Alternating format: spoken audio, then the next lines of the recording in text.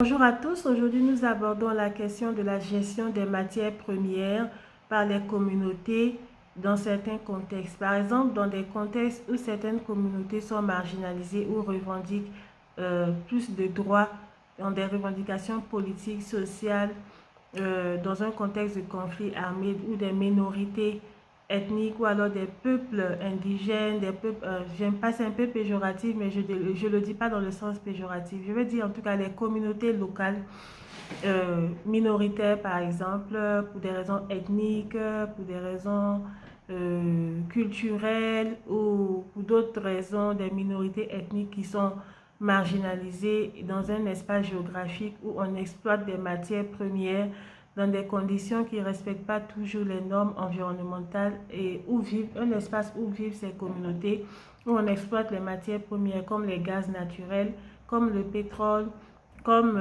les diamants, comme l'or, comme de nombreuses autres matières premières qui sont exploitées dans ces régions souvent riches où vivent ces communautés, ces minorités ethniques. Souvent, c'est de grands espaces où il y a c'est faiblement peuplé, c'est-à-dire ces minorités, comme elles ne sont pas nombreuses, l'espace est grand et la population qui occupe cet espace n'est pas nombreuse. Par contre, les matières premières sont nombreuses et diversifiées et sont exploitées par d'autres personnes et souvent cela ne respecte pas les normes environnementales, ne respecte pas certaines normes pour la santé de ces populations parce que les conséquences environnementales de ces activités d'exploitation aurifères ou autres, ces activités d'exploitation des matières, des ressources naturelles ont un impact sur la santé de ces populations. Donc comment ces communautés locales peuvent s'approprier la question de l'impact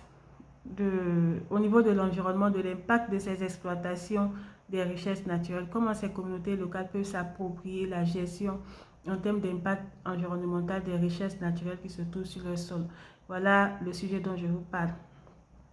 C'est un sujet, par exemple, quand on prend le cas du processus de Kimberley qui concerne les diamants de sang, c'est-à-dire les diamants qui sont issus de l'exploitation illicite à la suite des conflits armés qui entraîne la pérennisation des conflits armés parce que cette exploitation illicite finance les conflits armés et expose les populations dans ces zones-là à des risques de violence. Donc le processus de Kimberley a été mis en place par des organisations de la société civile et par les personnes qui travaillent dans le secteur de l'exploitation de cette richesse naturelle-là, de ce minerai, pour protéger les populations afin d'assurer une traçabilité, c'est-à-dire les personnes qui achètent ces diamants savent d'où ça vient. Si ça vient d'une zone où il y a des diamants de sang, il y a des conflits armés ou pas, ils n'achètent pas. Quand ça vient de ces zones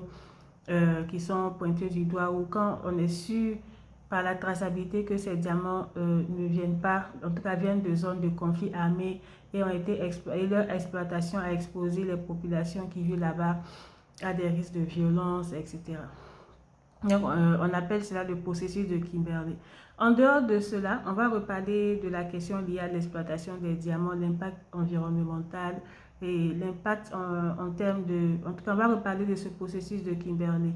Aujourd'hui, je vous parle par exemple de populations comme les Ouïghours qui vivent dans certaines zones, comme en Asie centrale, près du Kazakhstan, et qui ont une frontière, enfin, qui sont une population appartenant à la Chine, enfin, une population chinoise normalement, mais qui revendique une indépendance sans rentrer dans les imbrications politiques de leurs revendications.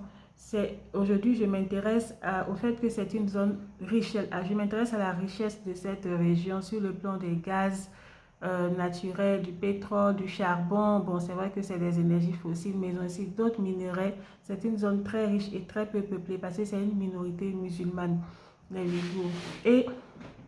Et ils sont en conflit avec l'État chinois qui n'est pas connu pour faire dans la dentelle, qui n'est pas un régime, qui est un régime en tout cas qui ne lésine pas en termes de moyens répressifs quand son autorité est pointée du doigt et bafouée.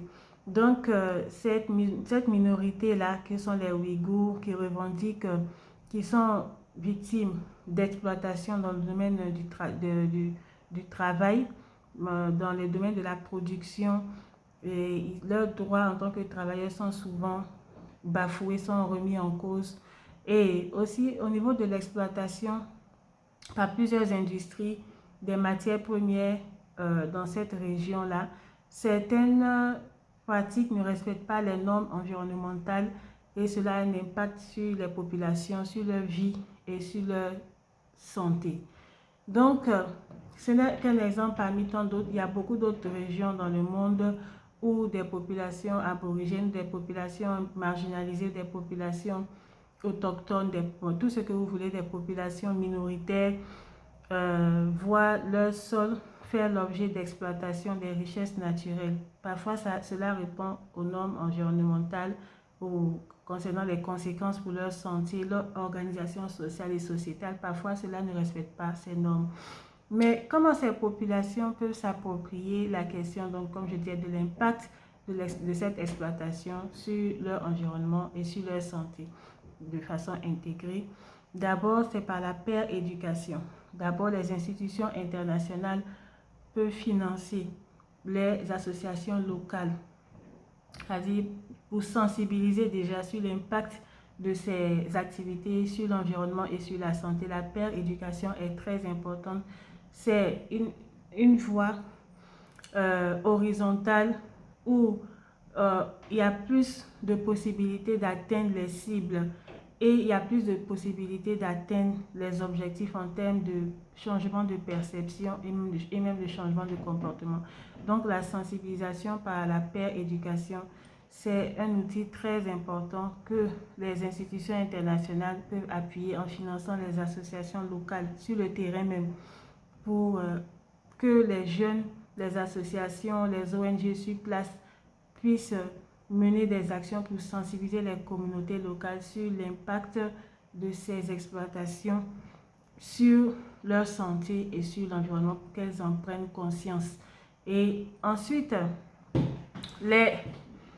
la société civile, comme dans le cadre du processus de Kimberley, la société civile sur place doit mener des actions pour assurer la traçabilité. Il faut, de concert avec les populations locales, la société civile et de concert avec les institutions internationales et peut-être même avec les autorités locales, si celles-ci sont concernées par des accords internationaux, parce que tous ces processus-là, ce sont des traités internationaux, des accords internationaux qui obligent les États. Donc, bon gré mal gré, la société civile locale, de concert avec les industriels qui exploitent ces matières premières-là et avec les autorités locales, doivent mener des actions concertées pour assurer une traçabilité des produits qui sont issus de l'exploitation de ces matières premières afin qu'on sache quel est l'impact, quel a été, par exemple, quels les circuits d'approvisionnement, quels ont été les effets de cette activité sur l'environnement, sur la santé environnement, sur la santé des populations. Voilà un peu quelques axes qui vont permettre à ces populations qui vivent dans ces régions d'où sont extraites ces matières premières de s'approprier pleinement la question de l'impact environnemental de ces activités d'exploitation industrielle sur leur santé, en termes de santé environnement. Et pourquoi je vous parle de la paire éducation?